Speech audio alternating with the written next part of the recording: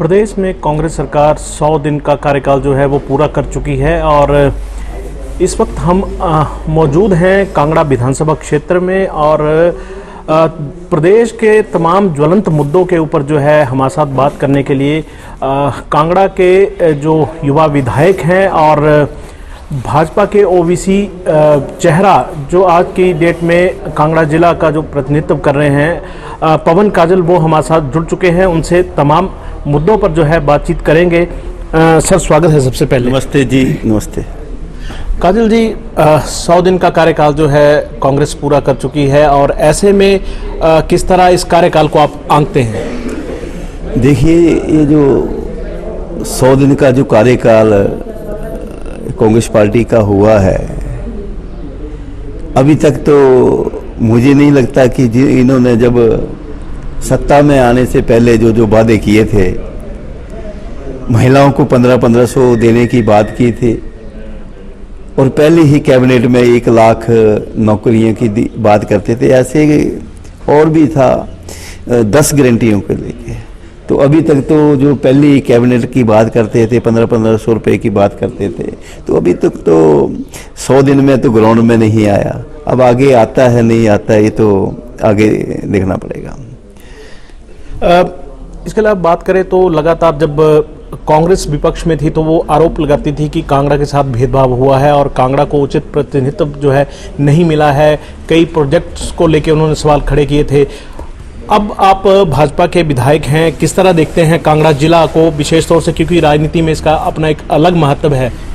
देखिए, जब मैं पिछली कांग्रेस पार्टी के साथ होता था, मैं अपोजिशन में होता था, तब भी हमने कांगड़ा जिला के लिए आवाज़ उठाई है।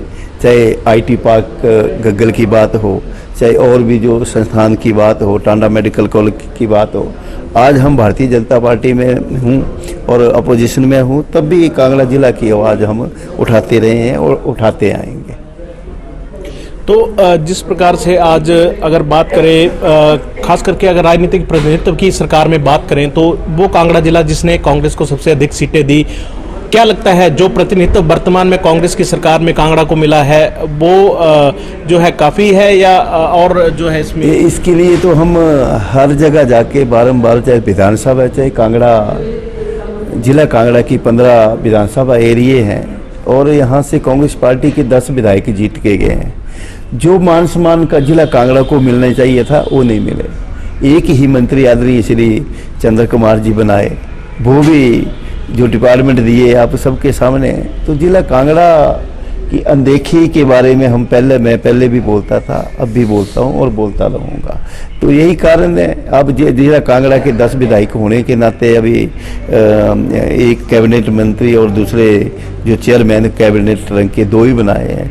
तो लोग तो एक्सपेक्ट कर रहे हैं कि जिला कांगड़ा के लिए और भी कोई मंत्री बनाए जाएं। तो अभी देखना है कि बनाते नहीं बनाते। बात करें आपके विधानसभा क्षेत्र के अगर विकासात्मक मुद्दों पे क्या लगता है कि जिन प्रोजेक्ट्स को आप आगे लेके चले थे वो कितना आगे बढ़ पाए हैं और किस तरह विकास को गति दे रहे हैं आप? देखिए, जब से मैं विधायक बना हूँ 2012 में पहली बार मैं विधायक यहाँ पे इंडिपेंडेंट लड़ा था और मुझे जनता का आशीर्वाद हुआ था। तो मैंने जब ये कांगड़ा विधानसभा एरिया जो है, यहाँ पे कोई भी डिग्री कॉलेज नहीं होता था। 68 विधानसभा है हिमाचल प्रदेश में। कांगड़ा विधानसभा एरिया एक ऐसा था जहाँ पे कोई भी सरकारी डिग्री कॉलेज नहीं था। मैंने प्रयास किया और 2 डिग्री कॉलेज है, ITI है, सब एम्प्लॉयमेंट एक्सचेंज है और दोनों कॉलेज एस्टेब्लिश्ड है। एक चंगर क्षेत्र तकीपुर में, एक मंडौर में, दौलतपुर में आपकी ITI, सब एम्प्लॉयमेंट एक्सचेंज कांगड़ा। आज चंगर क्षेत्र में पानी की स्कीम, वाटर सप्लाई का काम चला हुआ 25 करोड़ रुपए की। आज आपका ये यहाँ पे हमारा जो ये एरिया पॉस एरिया जिसको, तो इसमें भी 18 करोड़ रुपए की पानी की चला हुआ। तो बहुत जल्दी 1-2 महीने में ये गर्मियों से पहले हर घर को पर्याप्त पानी मिलेगा। इसी तरह अब सीवरेज के लिए जो शहर के साथ लगती 6-7 पंचायतें थी, उसमें अपना मोटौर चौक है, घुरकड़ी है, कछियारी है, बीरता है, ललेड़ है, जोगीपुर है, नटेड़ है। तो कांगड़ा के साथ लगती जो पंचायतें, इसके लिए अब जैसे पिछली गवर्नमेंट थी उसमें भी प्रयास किया, तो इस गवर्नमेंट में ये इसकी एंडिस होगी। तो आने वाले टाइम में कांगड़ा शहर के साथ ये जो मैंने बताई पंचायतें, इसमें पर्याप्त सीवरेज की सुविधा होगी और पानी का भी पूरा ध्यान रखा जाएगा। काजल जी, रोजगार की बात हो रही है। सरकार ने ये दावे किए थे अपनी गारंटियों में कि 1 लाख रोजगार सरकारी क्षेत्र में देंगे, 5 लाख जो युवाओं को रोजगार देंगे, लेकिन कहीं ना कहीं देखने में आ रहा है जो कर्मचारी जो पहले से ही लगे हुए थे, चाहे वो आउटसोर्स के माध्यम से थे या अन्य माध्यमों से, उनको सरकार जो है उनसे किनारा कर रही है। किस तरह देखते हैं इसको लेके, क्या कहें? मैं तो बारंबार सरकार से यही कह किया, हमने विधानसभा के बाहर भी और विधानसभा के अंदर भी। आपने पहले ही कैबिनेट में 1 लाख नौकरियों का वादा किया हुआ था। अब आप जो लगे हैं, अब टांडा मेडिकल कॉलेज में देख लो, पिछले कल से फरमान जारी होता है कि 250-300 जो कोविड काल में, जिन्होंने कोविड काल में साथ दिया, जनता की सेवा में सेवा भाव से काम किया, अब उनको फरमान जारी हो गया कि आप निकलो। तो ऐसी ऐसी ये जो रोजगार देने की बात करते हैं, ये तो रोजगार छीन रहे हैं। बात करें तो आप जो है कांगड़ा के एक प्रखर आवाज के रूप में लगातार उभर कर आ रहे हैं, और ये जो है साबित भी हुआ है। आपने 3 बार जो है अलग अलग सिंबल के ऊपर जो है पार्टी जो चुनाव लड़े हैं, और लगातार आपकी जीत का अंतर भी बढ़ा है। विधानसभा में भी आपने कांगड़ा की आवाज को उठाया है। क्या कहेंगे इस मसले में? ऐसा है, आप ईमानदारी के साथ आप अगर जनता के काम करोगे, जनता के बीच रहोगे, तो जनता आपको कभी भी मतलब निगलेक्ट नहीं करती है, आपको आशीर्वाद ही देते। तो यही कारण है, पिछले 2012 से लेके हमने 10-11 सालों से जनता की सेवा करते आए हैं और कर रहे हैं, और हमने ग्राउंड पे लेके आए हैं। आपको इससे पहले 2 कॉलेजों की बात मैंने की, ITI की मैंने बात की, आपकी सब एम्प्लॉयमेंट एक्सचेंज की बात की, पानी की जो वाटर सप्लाई की स्कीमें चंगर और पलम के क्षेत्रों में, अब शहर के 24 घंटे पानी पीने की, तो ये सारी जो बातें हर हमने अपनी विधानसभा जो है, जैसे ऊपर का जैसे गाड़ियाँ ठाकुर द्वारा के लिए पानी की समस्या के बारे में, तो हमने काम किया है, तभी लोगों ने हमारा साथ दिया है, और हम दिन रात जनता के हित में काम करते रहते हैं, और करते भी आए हैं और करते भी रहेंगे। अगर अब बात करें इस वक्त के सबसे बड़े ज्वलंत मुद्दे के तौर पे, तो सरकार ये दावा कर रही है कि जो जिला कांगड़ा है उसे पर्यटन राजधानी के रूप में विकसित करेगी, जबकि कांग्रेस सरकार में ही जो है वो इसे दूसरी राजधानी का दर्जा मिला था, लेकिन वो धरातल पे कहीं जो है वो उतर नहीं पाया, दूसरी राजधानी तो बन नहीं पाई। अब पर्यटन राजधानी की बातें हो रही हैं, किस तरह देखते हैं, क्या कहेंगे इस मसले? यही बात तो हम कह रहे हैं, यही तो बात कह रहे हैं कि पहले आप धर्मशाला को दूसरी राजधानी की बनाने की बात करते थे, अब आप पर्यटन की दृष्टि से राजधानी में हम स्वागत करते हैं।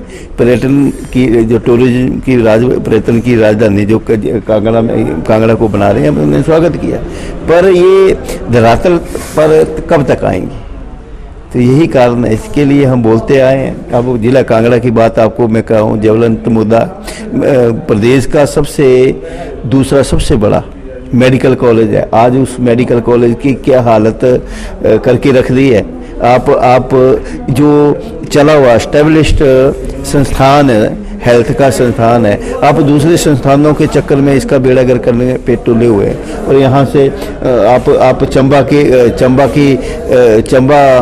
अपना मेडिकल कॉलेज के लिए, नॉन मेडिकल कॉलेज के लिए, हमीरपुर मेडिकल कॉलेज के लिए आप यहाँ से ट्रांसफ़र करते आ रहे हैं। तो मेरा कहने का मतलब हर जगह बने, चंबा में भी मेडिकल कॉलेज बने, वहाँ भी सुविधाएँ हों, आपका हमीरपुर में भी कॉलेज बने, वहाँ भी सुविधाएँ हों, नॉन के लिए भी। पर जो चला है, जो ऑलरेडी यहाँ से प्रदेश का दूसरा सबसे बड़ा संस्थान 6 डिस्ट्रिक्टों को जहाँ से फीड करता है, उसको बेड़ागर करने क्यों तुले हुए हैं? मेरा ये था। एक और बड़ा मुद्दा पर्यटन की दृष्टि से देखा जाए, विकास की दृष्टि से देखा जाए तो कांगड़ा हवाई अड्डे का विस्तारीकरण है, और उस पर जो है आप शुरू से ही आपका स्टैंड जो है वो मुखर रहा है।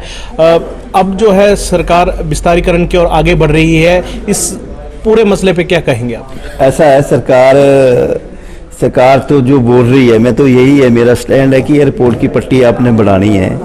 3100 मीटर आप करने जा रहे हैं, आपका जो 1446 परिवार जो उजड़ रहे हैं, आप उसका क्या सोच रहे हैं? आपका जो बाजार है वहाँ पे फर्नीचर का काम है, हार्डवेयर का काम है, आपका ये वर्कशॉप का काम है, तो 700-800 जो दुकानदार है वो जुड़ रहे हैं। इतना बसा बसाया शहर है, यहाँ पे जो 3100 मीटर करने के चक्कर फर्टाइल लैंड है, जिनमें अपना जीवन यापन जो अपने बच्चों की जो करते हैं जीवन यापन, सब्जी भाजी लगा के करते हैं, तो ये सब जब उजड़ जाएंगे तो मेरा स्टैंड ये है कि ये 1446 परिवार और जो गग्गल का बाजार उजड़ रहा उसका क्या किया जाए। तो मेरी चिंता में है, चिंता है।